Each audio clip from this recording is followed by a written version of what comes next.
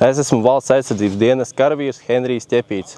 Šodien es esmu Mādažu poligonā, kur notiek kaujas šaušana ar GMG. Mēnešu garumā mēs mācījāmies GMG teoriju, kas ir pats būtiskākais, lai vispār zinātu, kas ir ierocis. Mums bija arī, var teikt, viena nedēļa sausie treniņi, kur mēs bijām ļoti noguruši un bija diezgan smagi. Ir pienākusi kārta manam vingrinājumam.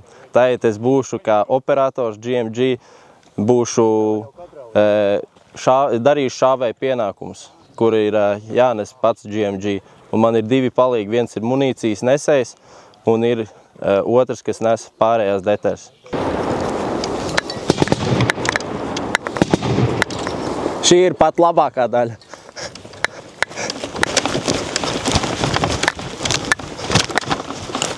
Iet! Ielādēt! Gatavs šaut šauju!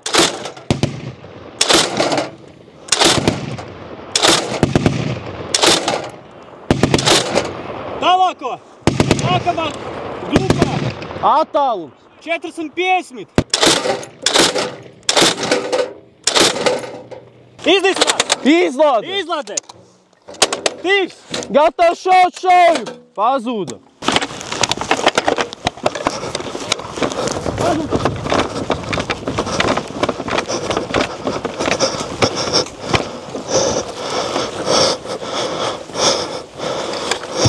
Liec!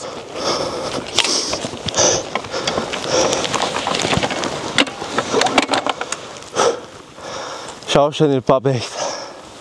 Uzdevums izpildīts. Es esmu žāvis ar G36 un minimi.